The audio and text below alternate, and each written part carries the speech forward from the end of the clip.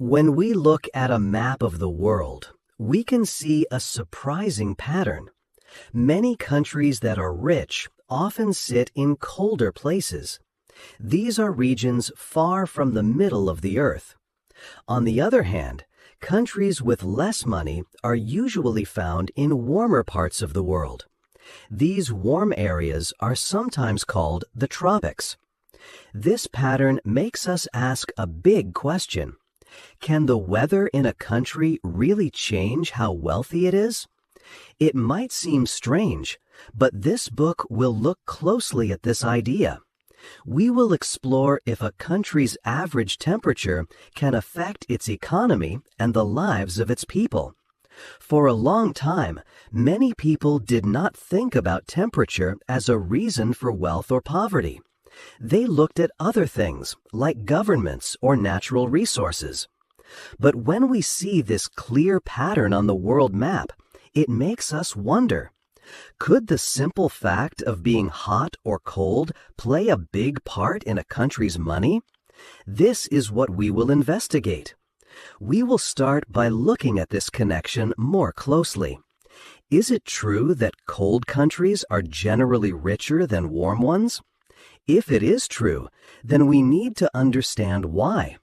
We will explore if there are real reasons for this link, or if it is just a strange coincidence. This is the main question we want to answer in the chapters ahead. 2. The world map of money. When we look at a world map of money, a clear pattern appears.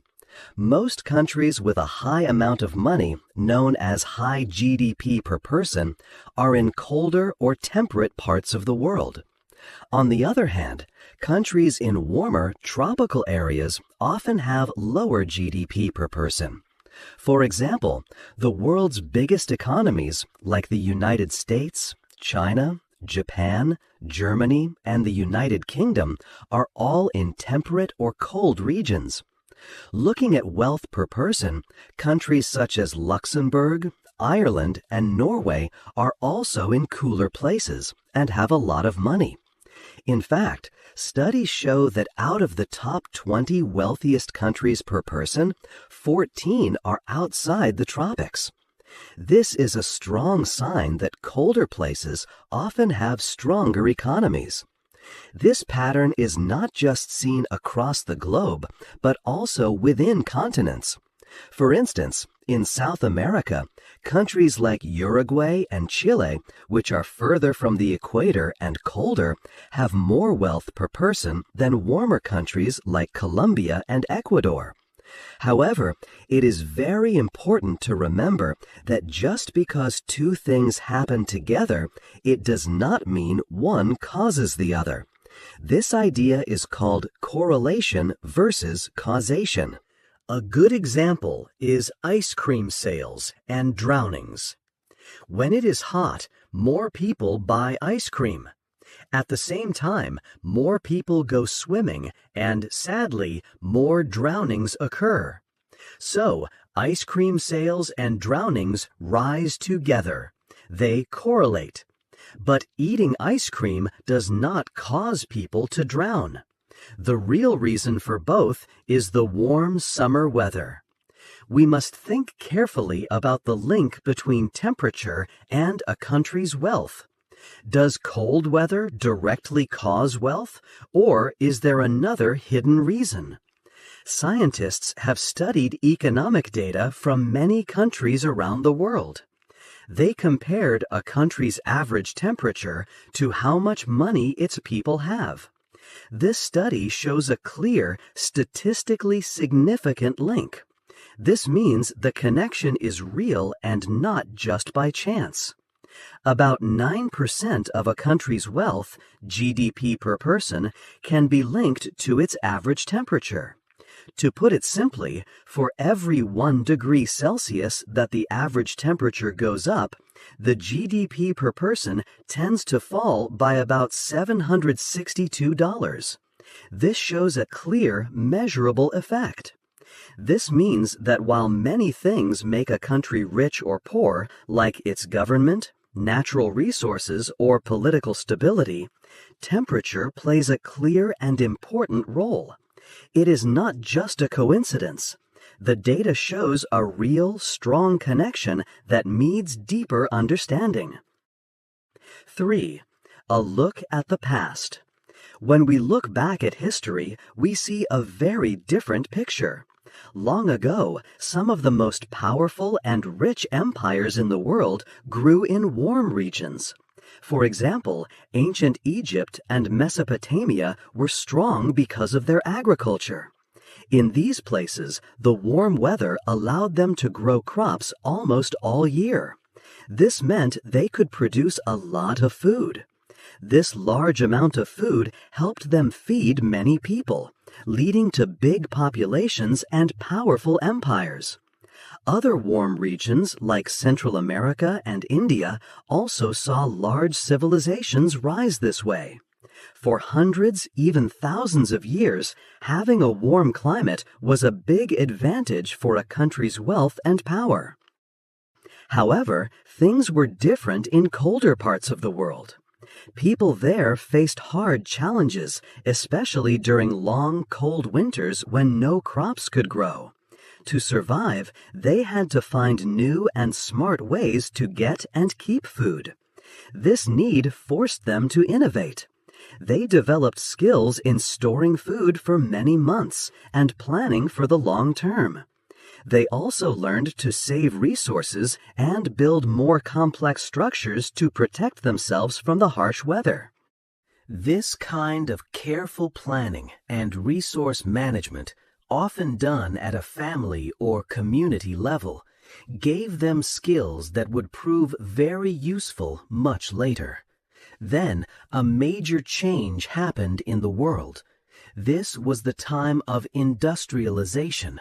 Machines and factories became very important. Farming also changed a lot. It needed much less work and time. Because of new technologies and better ways to store food, a country's power no longer came from growing crops all year. Trade became easier, and food could be bought from other places.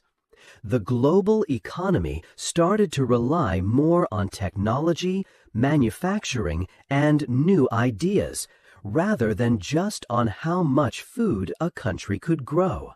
This shift had a huge effect on countries around the world. Research shows that in 1820, countries in warm regions were still quite wealthy. Their gross national product, a measure of economic output, was about 70% of what colder countries had. But as the world moved into the industrial age, this changed quickly. By 1992, the wealth of warm countries had dropped significantly.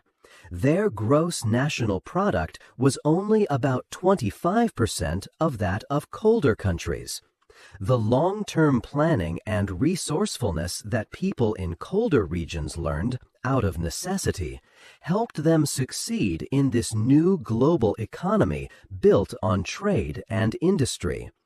It is important to remember that these differences in wealth are not because some people are better than others. Instead, they are largely due to the different environments and resources available to people in the past, which shaped their historical development and economic opportunities. 4. The technology problem. Modern economies around the world depend a lot on technology.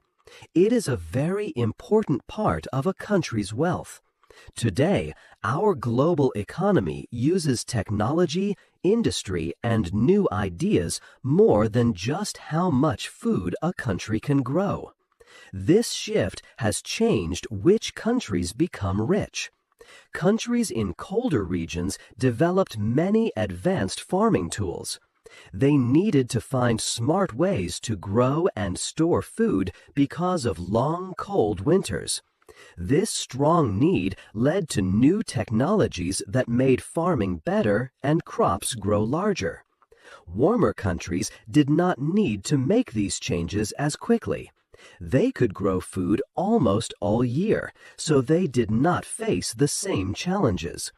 Because of this, many of the world's top countries for farm technology are now in colder places, like the United States, the United Kingdom, and Canada. This advantage helped them feed more people easily. Then they could focus on other fast-growing industries, such as computers and communication technologies. However, this special farm technology is often hard to use in tropical, warm places. What works well for crops in cold weather might not work in hot, wet climates. So, it is not easy to share these farm technologies across different climate zones, making it harder for warmer countries to improve their agriculture. Another big challenge for warmer countries is in healthcare technology. When many people in a country are sick, they cannot work or study well. This slows down the economy. Many diseases that are common in warm countries do not even exist in colder places. Rich countries have large medicine companies. These companies spend a lot of money to invent new drugs. Because of this, most medicines for diseases like malaria are made in cold countries, even though malaria is not a problem there. Sometimes these important medicines are sold at very high prices to the poorer countries that need them. For example, a malaria medicine might cost a small amount in a rich country like the United States. But in some parts of Africa, the same medicine can cost 5 times more. This means warm countries often cannot get enough life-saving drugs. When people and governments spend much time and money just to get medicine, they have less time and money to build businesses and make their country stronger. This shows how a lack of good technology in farming and healthcare can keep warmer countries from becoming wealthier. 5. Sickness and farming. Tropical climates, with their constant warmth, create unique challenges for both human health and farming. In these regions, diseases can spread with alarming ease. Viruses and bacteria thrive throughout the year because there are no freezing temperatures to stop their growth and transmission. This leads to higher rates of sickness among the population, and pathogens can even evolve to become stronger or more resistant to treatments over time. A significant part of this health problem comes from insects, especially mosquitoes, which carry many diseases. In colder parts of the world, winter seasons naturally reduce insect populations, making it harder for diseases like malaria to spread. For example, countries in temperate zones, like the United States in the past, were able to fight malaria effectively because cold periods suppressed mosquito numbers. However, in tropical regions, these insect populations never decline, allowing them to continue spreading illnesses year-round. When a large portion of the population is sick, it directly impacts the country's workforce. Sick people cannot work as effectively or as often, leading to lower overall productivity. This reduction in a healthy, active workforce hinders economic growth. For instance, infant mortality rates in tropical countries are 50% higher, and average life expectancy is approximately 8% lower than in cooler nations. These numbers highlight the profound effect of health on a nation's development. Families also face a heavy financial burden, spending valuable resources on medicines and treatments rather than on education or business opportunities. Farming staple crops like rice, corn, and wheat also becomes more difficult in very warm climates. Surprisingly, despite year-round sunshine, the productivity and yield of these crops are often 50% lower than in temperate zones. Pests are a constant issue. Without cold winters to control their numbers, insects continuously consume entire fields. This often forces farmers to use more pesticides, which are expensive and can harm the environment. The overuse of pesticides, combined with rapid decomposition by insects and microbes in warm soils, makes the land less fertile. Nutrients are not recycled back into the earth effectively, quickly draining the soil of its goodness. When local farms struggle to produce enough food, governments must import more grain, fruits, and vegetables. This constant need for imports is costly and places a significant financial strain on the national economy. This cycle prevents warmer countries from investing in other areas that could boost their wealth, while many temperate countries benefit by selling their surplus food. 6. An unfair history. Temperature is not the only reason some countries are wealthier than others. Human actions, especially past history, have also played a very big role. Many years ago, countries in Europe became very strong. They were lucky to have good natural resources and weather conditions. These things helped them develop new technologies and grow their economies early on. This strength allowed them to travel and take control of many lands around the world. This period is known as colonialism. European powers often went to warm, tropical places. They exploited these lands, taking many valuable resources like minerals, timber, and crops. They also set up governments that served their own needs, not the needs of the local people.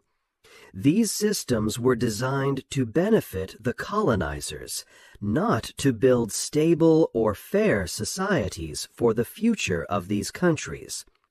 When these European powers finally left, they often did not help the countries they once ruled. They left behind lands that had been stripped of their wealth. The governments they left were often weak and unstable.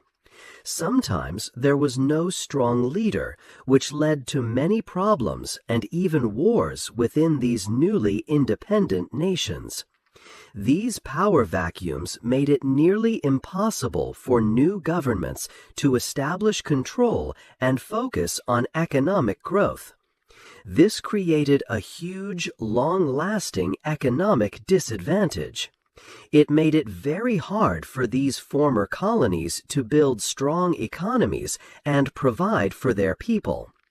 Countries in colder places, which were also sometimes colonized, often had different experiences. Some kept closer ties with European powers, maintaining economic links and support, or they were not exploited in the same severe way. This gave them a significant head start in global trade and development.